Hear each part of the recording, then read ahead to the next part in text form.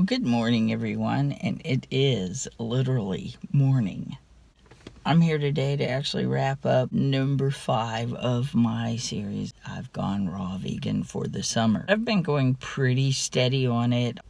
Anytime that I haven't been raw pretty much has been about something that I have been craving, and somehow I haven't figured out how to get it into a raw foods diet. I wanted to have this out by last week, and it didn't happen. That was probably a good thing because I learned a few things. Sometimes I would be out, and I would either have to go with cooked food or a raw option that may not have been raw or somehow like very processed. One day I got pretty ill. I didn't really have anything to eat, and I was out, and so I went for the rawest option possible. I prepared guacamole at a grocery store and chips to go with it. By the end of the day, I was feeling very, very bad. I just kept tasting salt. In the processed guacamole, there was probably plenty of salt, and the chips had plenty of salt, other than just a sprinkle of Himalayan salt or whatever natural salt might be in a food. I've been pretty much salt-free, so what we would consider iodized table salt, it just didn't quite do it. In my wrap-up of this, I wanted to actually be clear and concise about my ideas and just let you know what I've learned from it and exactly what it does. On vacation this week. I'm so relaxed. So since this is part 5, I'm going to cover some of the more fun food places that I actually went to stock my refrigerator this week. Let's enjoy some of my food ventures. First stop on my vacation was the Asian market. Anybody who thinks there's not a variety of fruits and veggies should come here. We were so taken back that we forgot to film. Yesterday, we went to an Asian market. They call it an international market. It's got one or two things from different cultures, mostly Asian-based. I wanted to go there specifically, get this, dried wakame seaweed. I'm going to make a seaweed salad. As I was saying last week, I'm really craving seaweed. Yesterday I went to go get wakame and hopefully find dried nori, not roasted nori, and I did. Now, the thing about this, oh my god, I don't know what I'm gonna do with it. I had to buy 100 sheets. 100 sheets to get it. But we tried this last night with some sprouts, and I made a ginger dressing. It's a good start for a recipe. Almost there, not quite. So I'm gonna try that again. So I got these. They're already out of the package. These are dried wood ear mushrooms. They look like this. You can't eat them dried. They're just very, very hard. So I hydrated some, intending to eat them raw. But as I researched, most suggestions do not suggest that you eat these raw. So I ended up starting to make a raw soup. I had a raw soup base as I was reading over what they do for you. They have health qualities that are just incredible. Good support for your kidneys. Gets rid of any phlegm. It goes on and on. So at the last moment, I chickened out and cooked them. I also got these mushrooms. These looked interesting. Hopefully I can eat these raw. What I might do is, if I can't eat them raw, the same with the wood ear, I'll just wait till I start cooking again. I'm on the fence about whether cooked food is bad and raw food is good. This is not for me. This is for my daughter. Eat ramen noodles. So they come in little cakes like this, and I guess you pull out a cake, put it in hot water, probably flavor it with something, and eat it. So also she bought moon cakes. Vegan, but not raw. The flour is made out of beans. These are good. We've actually had these before in the past. Black plums and red plums. I tend to like the black ones really well. These, which are interesting, king oyster mushrooms. King oyster mushrooms, these are so beautiful. Take a look. They're just like big mushrooms. And in vegan cooking, people make fake scallops out of them, and I just had to buy them because they look so cool. So most of my haul, I've got to say it was either seaweed or mushrooms. So I got these, which, let me see if I can pull one of these out. I tried these last night and they're so good. These are garlic greens, basically just what comes off the garlic. They're milder than garlic and they kind of have a fresh green taste to them. Garlic tends to be more concentrated, I guess. But anyway, just look at that. Look at that. I put one of these in the dressing that I made. Wow. Never thought that you could eat the greens. So I got simple things like avocados too. You know, basically, I mean, I needed avocados. I always try to keep 2 around, and I usually don't like to buy more than 2 at a time because they'll go bad on you quick. And look at these. These are radishes. So this is going to be interesting. I don't know what to do with these. My daughter seems to know what to do with these. I can't wait to try them. Well, you could probably cut these into rounds or something. If you use a mandolin, cut them into little radish rounds. Maybe stuff them with something, fold them over. And I got a canary melon. Can't resist. These are like the best melons. Taste so good. And then these also, these are just like 3 little melons. I have no idea what these are gonna taste like, but anyway, we're gonna find out. I just thought they were interesting. I'm sure if it's a melon, it's good. And these right here, fresh lychees. I'm gonna open one up here. The skin just peels back.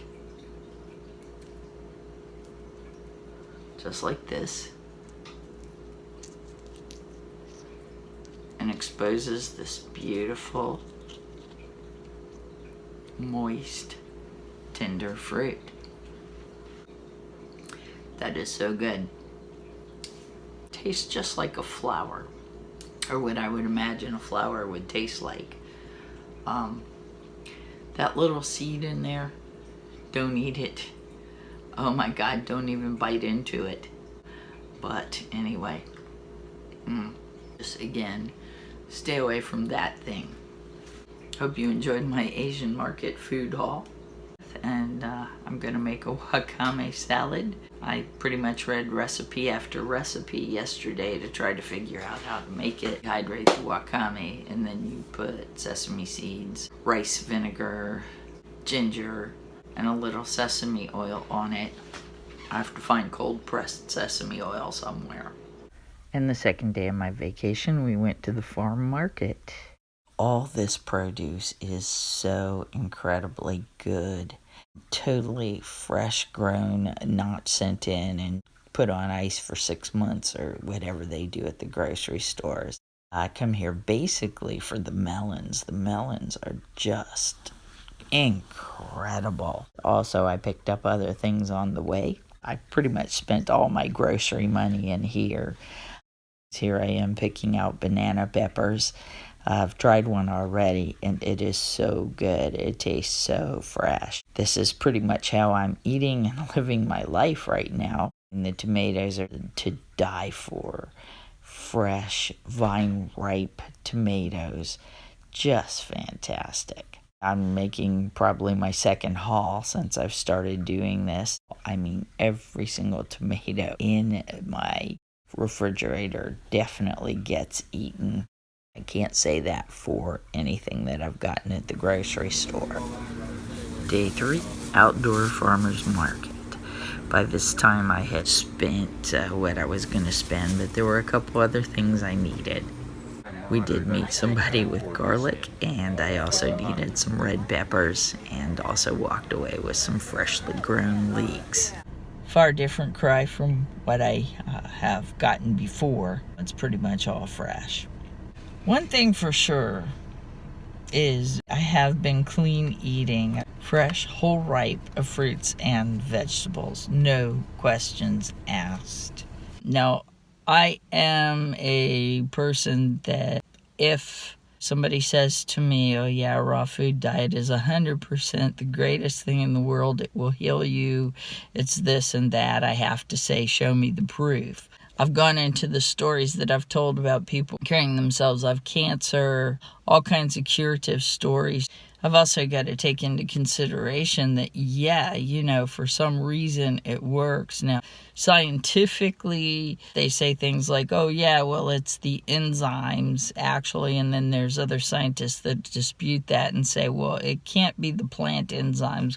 You make your own enzymes, and the plant enzymes don't really have anything to do with it. I do have to say there is something to a great quantity of raw foods.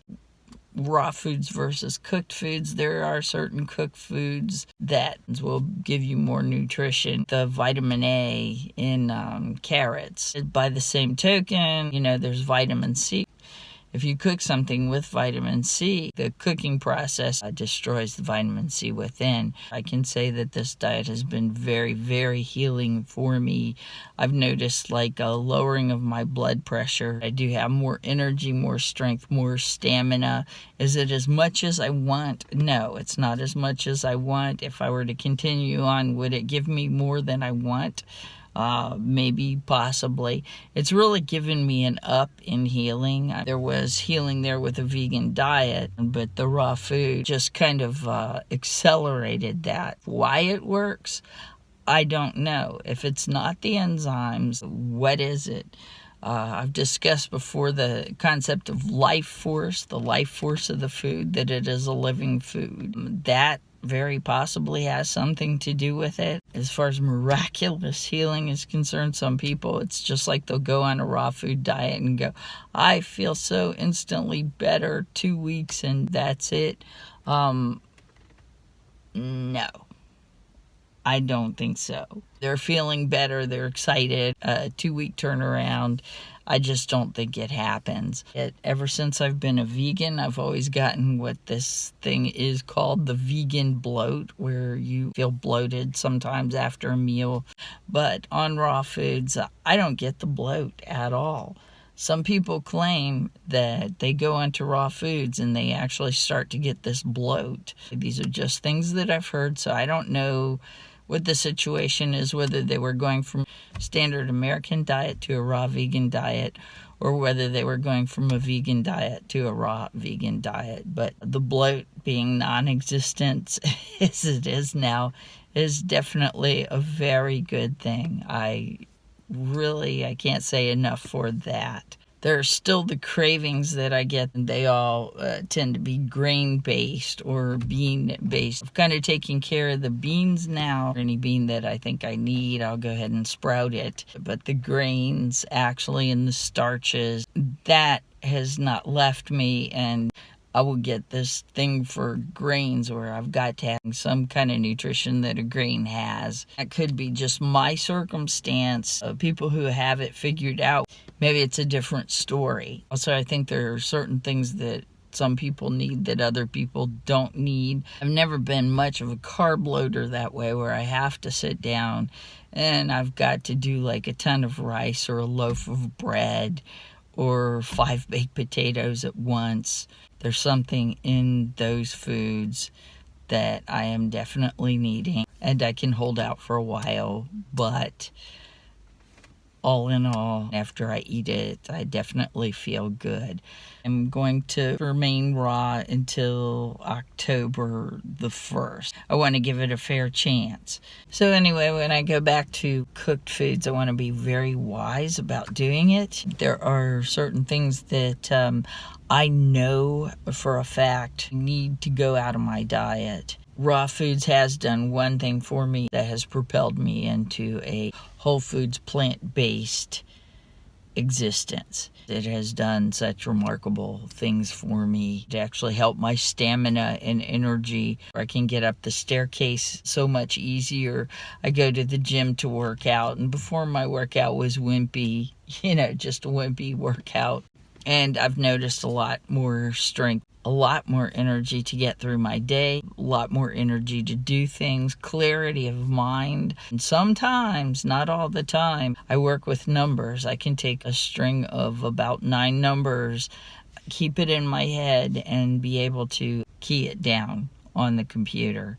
I can remember names better, places better. As far as my short-term memory, it has really helped it. As far as people talking about spirituality and intuition, yeah, it does happen, amazingly enough.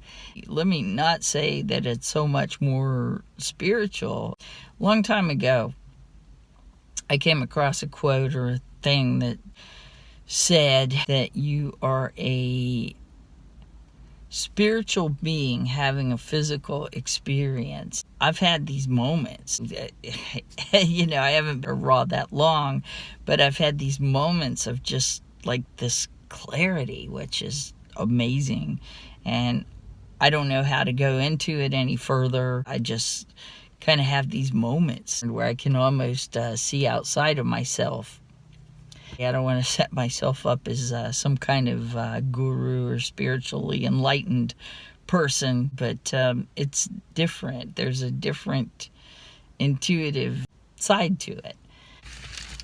This is my notebook. I actually wrote down notes as to what I was going to talk about. Usually I go off the cuff and I'm all random and stuff, but I really wanted to get these thoughts down so I could cover everything and make a really good ending to this video. And one of the original reasons I started is because of the healing of my skin, and I definitely noticed a lot less itching, a lot less dryness. There's still areas on my skin where I maybe had bumps, still healing up. Of course, 3 months or 2 months, it doesn't really give a fair synopsis in my opinion. When I first started this, one thing that I never did mention, on my arms, I started to get these bumps, and I mean, they're just very odd too. They were like red bumps all over my arms. It would almost look like I was somebody that just held my arms out in front of a BB gun firing squad. Those went away.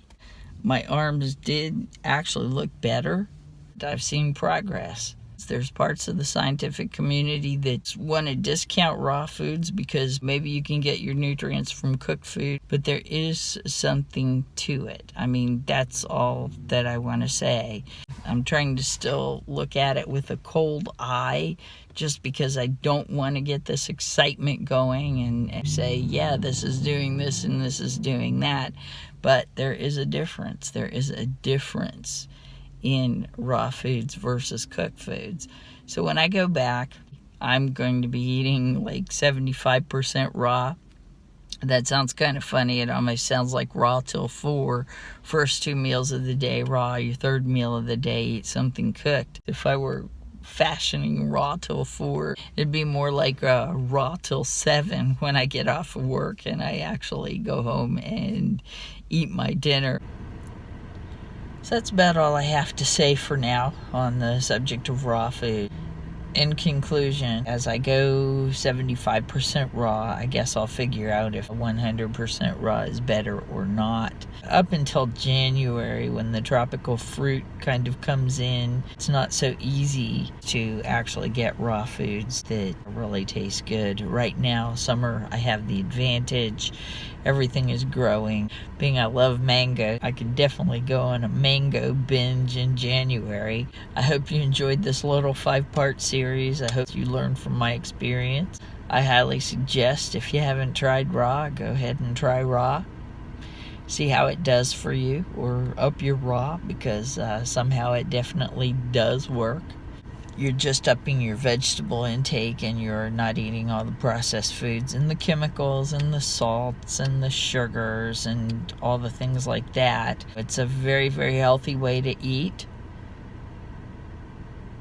Whether it's sustainable or not, that remains to be seen. I know there's raw vegans out there that have been raw vegan for years and years and years and years and years. Some of them look quite healthy. So if you have any questions or comments, just go ahead and leave them down below. I'm usually pretty good about answering. If you like this video, give it a thumbs up. Subscribe to see more. Thank you very much for watching.